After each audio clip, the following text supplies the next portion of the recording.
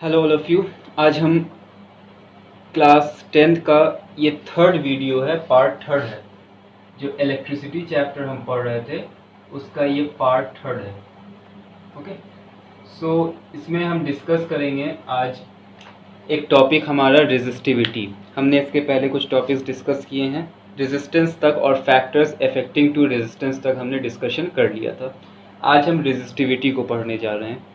Resistivity क्या है, पहले उसके डिफिनेशन को समझते हैं। It is numerically equal to the resistance of a substance. Resistivity क्या है, ये न्यूमेरिकली बराबर है। न्यूमेरिकली बराबर होने का मतलब कि न्यूमेरिकल वैल्यू जो होगा वो बराबर होगा, यानी कि उसका एसआई यूनिट अलग होगा। किससे? Numerically equal to the resistance, resistance से। यानी कि रेजिस्टेंस का एसआई यूनिट ओम होता है तो इसका कुछ और एसआई यूनिट होगा, मगर न्यूमेरिकल वैल्यू सेम होगा। किसके? ऑफ अ सब्सटेंस, उस सब्सटेंस के, whose length and area are unit, जिसका लेंथ और एरिया क्या है? यूनिट है। सिंपल लैंग्वेज में अगर हम समझे, बहुत से बच्चों को रेजिस्टिविटी और रेजिस्टेंस में कंफ्यूजन होता है अक्सर। रेजिस्टेंस का मतलब हो गया कि कोई भी कैसा भी तार है, ठीक है। मान लीजिए कि ये कॉपर का एक तार है और एक एल्युमिनियम का तार है।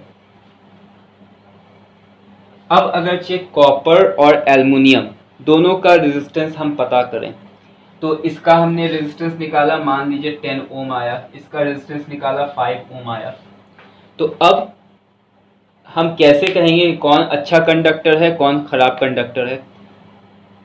कॉपर जो है, कॉपर ने 10 ओम रेजिस्टेंस ऑफर किया, एल्युमिनियम ने 5 ओम रेजिस्टेंस ऑफर किया, मगर क्या दोनों की लंबाई और चौड़ाई सेम थी? क्योंकि हमने ये पढ़ा है कि अगरचे लंबाई और चौड़ाई को हम बदलेंगे तो रेजिस्टेंस में बदलाव आता है।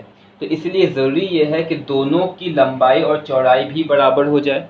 तब हम अगरचे देखें कि इन दोनों में से कौन ज़्यादा रेजिस्टेंस ऑफर करता है। जो ज़्यादा रेजिस्टेंस ऑफर करेगा वो क्या होगा? एक बैड कंडक्टर होगा।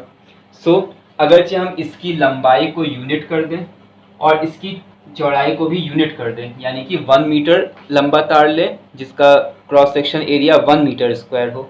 उसी तरह से एक एल्युमिनियम का भी तार लें जिसका लंबाई और चौड़ाई कितना हो? 1 मीटर स्क्वायर हो, 1 मीटर स्क्वायर एरिया और 1 मीटर लंबा एल्युमिनियम का तार। अब क्योंकि दोनों के लेंथ को हमने बराबर कर दिया है और ब्रेथ को हमने बराबर कर दिया, एरिया को बराबर कर दिया है, तो अब हम ये कह सकते हैं कि अब इन दोनों का रेजिस्टेंस कितना ये ऑफर कर रहा है। तब हमें पता मान लीजिए चलेगा कि ये रेजिस्टेंस जो ऑफर कर रहा है वो कितना है? 10 ओम है और ये रेजिस्टेंस ऑफर कर रहा है 20 ओम है, ठीक है। ऐसा क्यों चेंजेस आया? क्योंकि हमने इसके लेंथ को और ब्रेथ को जब यूनिट किया, अब ये दोनों वायर्स एक ही लंबाई और एक ही चौड़ाई का है। अब हम बता सकते हैं कि जो ज़्यादा रेजिस्टेंस ऑफर करेगा वो क्या होगा? बैड कंडक्टर होगा, और जो कम रेजिस्टेंस ऑफर करेगा वो एक अच्छा कंडक्टर होगा। यानी कि रेजिस्टिविटी वो प्रॉपर्टी है जो तब मेजर की जाती है जब किसी कंडक्टर के लेंथ को और ब्रेथ और एरिया को हम क्या कर दें? यूनिट कर दें। ओके, जैसे कि दो बच्चे हैं, एक क्लास 5 का बच्चा है, एक क्लास 7 का बच्चा है, और दोनों को हमने एक क्वेश्चन दिया सॉल्व करने के लिए जो कि 7th स्टैंडर्ड का क्वेश्चन है।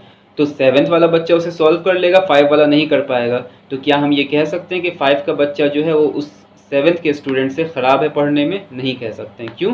क्योंकि हमने दोनों के लेवल को अलग अलग रखा था और उसके बाद हमने जो क्वेश्चन दिया वो किसी एक के लिए प्रीफरेबल था।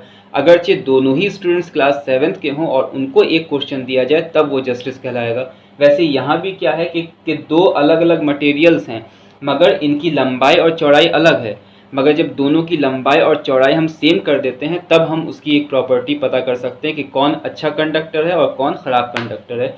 तो रेजिस्टिविटी हमें वही सिखाता है। ये हमें बताता है कि अगरचे एक कंडक्टर लें जिसकी लेंथ और ब्रेथ यूनिट हो, तब वो जितना रेजिस्टेंस ऑफर करेगा वो न्यूमेरिकली बराबर होगा उसकी रेजिस्टिविटी का।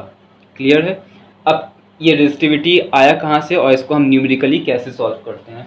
हमने ओम्स लॉ में पढ़ा था that resistance R is directly proportional to L, और हमने साथ ही पढ़ा था R is inversely proportional to A। जब दोनों को कॉम्बाइन करेंगे, कॉम्बाइनिंग, क्या हमें मिलेगा? R is directly proportional to L by A। अब इसे रेजिस्टेंस लेंथ के डायरेक्टली प्रोपोर्शनल था, एरिया के इनवर्सली प्रोपोर्शनल था। जब दोनों को कंबाइन किए तो R is directly proportional to L by A। अब अगरचे हम प्रोपोर्शनलिटी को हटाएं तो एक कांस्टेंट यहाँ डालते हैं, वही कांस्टेंट जो है उसी को हम क्या कहते हैं, रेजिस्टिविटी कहते हैं। यहाँ रो जो है वो रो क्या होगा, रेजिस्टिविटी ऑफ द मटेरियल होगा। Here rho is resistivity, rho is resistivity.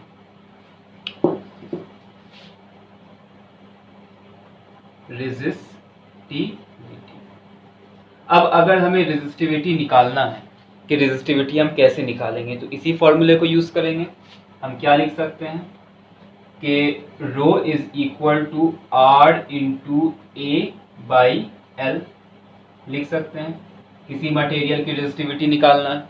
अब इसका डिफिनेशन क्या कहता है कि अगरचे लेंथ को और एरिया को हम यूनिट कर दें, यानी लेंथ भी हम कितना लें, 1 मीटर लें, और एरिया भी कितना ले, 1 मीटर स्क्वायर ले, तो जब यहाँ 1 और यहाँ 1 पुट करेंगे तो ये क्या हो जाएगा, when L equals 1 metre, A equals 1 metre square, it implies rho is equal to R। देखिए रो और R इक्वल आ गया। तो यही कह रहा था कि रेजिस्टिविटी जो है वो कुछ और नहीं है बल्कि न्यूमेरिकली इक्वल है रेजिस्टेंस के, उस वायर के लिए जिसकी लेंथ 1 मीटर हो और एरिया कितना हो, 1 मीटर स्क्वायर हो। It is numerically equal to the resistance of a material. ये रेजिस्टिविटी जो है ये न्यूमेरिकली इक्वल होती है resistance of a material whose length and area are equal, are unit. Okay, so इसी को हम क्या कहते हैं, रेजिस्टिविटी कहते हैं। इसका SI यूनिट क्या होगा, SI यूनिट निकाल सकते हैं। रेजिस्टेंस का SI unit rho equal to resistance का SI यूनिट क्या होता है, ओम। एरिया का क्या होता है, मीटर स्क्वायर। लेंथ का क्या होता है, metre. So metre and metre cancel, so the unit of resistivity is ohm metre. यानी रेजिस्टिविटी का जो यूनिट होगा वो क्या होगा, ओम मीटर होगा। Okay, so this is all about resistivity. अब इस पे कुछ क्वेश्चंस आते हैं, जिन क्वेश्चंस को खैर हम लास्ट में ही डिस्कस करेंगे, जब चैप्टर कंक्लूड कर जाएगा उसके बाद सबका न्यूमेरिकल्स जो है वो डिस्कस करेंगे। उसके पहले हमें एक कॉम्बिनेशन ऑफ रेजिस्टर्स के बारे में पढ़ना है, उसको थोड़ा देख लेते हैं। आइए, सो अब हम पढ़ते हैं combination of resistors. Combination of resistors को ग्रुपिंग ऑफ रेजिस्टर्स भी कहा जाता है, कि रेजिस्टर्स को हम ग्रुप में ग्रुपिंग करें उसकी या कॉम्बिनेशन करें तो ये दो तरह से की जाती है। एक सीरीज कॉम्बिनेशन होता है और एक पैरेलल कॉम्बिनेशन होता है। सीरीज कॉम्बिनेशन में क्या है, when resistors are connected in to end, जब रेजिस्टर्स को इन टू एंड कनेक्ट किया जाए उसी को हम सीरीज कहते हैं, एक रेजिस्टर के बाद दूसरा रेजिस्टर। ठीक है, इसमें क्या होता है कि जब सीरीज ग्रुपिंग हम करते हैं तो सीरीज ग्रुपिंग में एक रेजिस्टर के बाद जो अगला रेजिस्टर आता है तो इन सब का जो पॉइंट्स है, यानी ये AB के बीच में फर्स्ट रेजिस्टर है, दूसरा BC के बीच में है और तीसरा CD के बीच में है। ठीक है, पैरेलल कॉम्बिनेशन में क्या होता है, जब हम पैरेलल कॉम्बिनेशन करते हैं तो रेजिस्टर्स जो है वो एक ही पॉइंट के बीच में तीनों रेजिस्टर्स को कॉम्बाइन किया जाता है। When resistors are between two same points, तीनों रेजिस्टर या 3 से ज़्यादा भी हो सकते हैं, 3 से कम 2 भी हो सकते हैं, 2 या 2 से ज़्यादा रेजिस्टर के लिए होता है। 2 रेजिस्टर्स लें या उससे ज़्यादा रेजिस्टर्स लें, उन सबको लाइन से हम अरेंज कर दें तो वो सीरीज कॉम्बिनेशन, और एक दूसरे के पैरेलल रखें यानी कि एक ही या 2 ही पॉइंट्स के बीच में जब हम उसको कंबाइन करेंगे तो इसे हम क्या कहते हैं, पैरेलल कॉम्बिनेशन कहते हैं। इसमें कुछ कंडीशंस होती है, उन कंडीशंस को हम थोड़ा समझ लें। एक कंडीशन, इसके लिए हम इसका फॉर्मूले का डेरिवेशन करेंगे कि सीरीज़ में जो फार्मूला है वो कैसे निकलता है, पैरेलल में कैसे निकलता है। उसके लिए हमें 2 कंडीशंस को याद रखना है। First condition is that in series combination all resistors have same potential difference. इसमें क्या होता है कि जब सीरीज कॉम्बिनेशन हम करते हैं तो सारे का पोटेंशियल डिफरेंस क्या होता है, हैव डिफरेंट पोटेंशियल डिफरेंस और वोल्टेज। यानी कि इस सीरीज कॉम्बिनेशन में जो रेजिस्टेंस R1, रेजिस्टेंस R2 या सो ऑन, जो रेजिस्टर्स को हम कंबाइन करेंगे उन सब का पोटेंशियल डिफरेंस जो होगा वो अलग अलग होगा। यानी R1 दूसरे पोटेंशियल में है, AB पोटेंशियल में, और BC जो है वो अलग पोटेंशियल में है। और अगर से इसको हम सर्किट में कनेक्ट कर दें, इसको अगर हम सर्किट में कनेक्ट कर दें तो इन दोनों का जो पोटेंशियल होगा V1 और V2, यहाँ का पोटेंशियल और यहाँ का पोटेंशियल, ये दोनों पोटेंशियल का सम यहाँ पे होगा V जो होगा वो V1 प्लस V2 के इक्वल होगा, ठीक है। मगर इन सब में से सेम करंट फ्लो करेगा। Second point, all resistors have same current, सारे के सारे रेजिस्टर्स का करंट क्या होगा, सेम होगा। यानी कि जब रेजिस्टर्स को हम सीरीज कॉम्बिनेशन करते हैं, तो जब दो रेजिस्टर्स आपस में सीरीज कॉम्बिनेशन में हैं, तो R1 और R2 दोनों का पोटेंशियल डिफरेंस अलग अलग होगा, मगर दोनों का करंट क्या होगा, सेम होगा।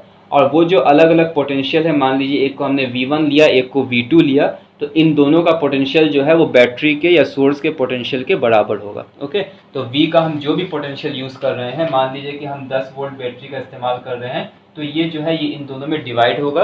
अब वो डिपेंड करता है कि कैसा रेजिस्टर है, हो सकता है कि दोनों अगर इक्वल मैग्नीट्यूड का होगा तो दोनों में पोटेंशियल डिफरेंस इक्वली डिवाइड होगा, 5-5 होगा। अगर एक ज़्यादा एक कम होगा तो वो 6-4 या 7-3 इस तरह से डिवाइड हो सकता है। Clear. Next, parallel combination. Parallel combination में इसका जस्ट अपोजिट कंडीशन होता है। यहाँ क्या होगा कि जब हम पैरेलली कॉम्बाइन करते हैं दो रेजिस्टर्स को, तो उन दोनों का सेम पोटेंशियल होगा, क्योंकि दोनों सेम पॉइंट के बीच लाई कर रहा है, तो दोनों का पोटेंशियल भी क्या होगा, सेम होगा। मगर दोनों में अलग अलग करंट फ्लो करेगा। जो भी सर्किट का करंट है, वो सर्किट का करंट मान लीजिए 5 एम्पियर है, तो वो डिवाइड कर जाएगा दोनों में, एक में 2 चला गया, एक में 3 चला गया, या दोनों में 2.5 चला गया। वो डिपेंड करता है कैसा रेजिस्टर है। मगर ये याद रखिएगा कि जब पैरेलल कॉम्बिनेशन करते हैं तो दोनों में क्या होगा, अलग अलग करंट होगा, मगर सेम पोटेंशियल डिफरेंस होगा या सेम वोल्टेज होगा। और ये दोनों का जो अलग करंट होगा, उन दोनों करंट को जब हम सम अप करेंगे तो वो सर्किट के करंट के बराबर होगा, ठीक है। ये दो इंपॉर्टेंट पॉइंट है जिसको आपको एकदम याद रखना पड़ेगा कि सीरीज कॉम्बिनेशन में दोनों या जितने भी रेजिस्टर्स का हम यूज़ कर रहे हैं, उन सारे रेजिस्टर्स में पोटेंशियल डिफरेंस अलग अलग होगा, मगर सबका करंट क्या होगा, सेम होगा। एकदम याद रखना है इसे। दूसरी बात कि जब पैरेलल कॉम्बिनेशन करते हैं तो उसमें हर रेजिस्टर के का करंट जो होगा वो अलग होगा, और सबका पोटेंशियल डिफरेंस या सबका वोल्टेज जो होगा वो कांस्टेंट होगा, वो बराबर होगा, और वोल्टेज जो है वो बैटरी के बराबर होगा। Is it clear. नाउ कल नेक्स्ट पार्ट में हम क्या देखेंगे कि पैरेलल ग्रुपिंग और सीरीज ग्रुपिंग दोनों में जो फॉर्मूले हैं, उस फॉर्मूले का डेरिवेशन कल हमें करना है, और उसके बाद हम चैप्टर में सब्सिक्वेंटली आगे बढ़ेंगे। Okay, till then take care, thank you.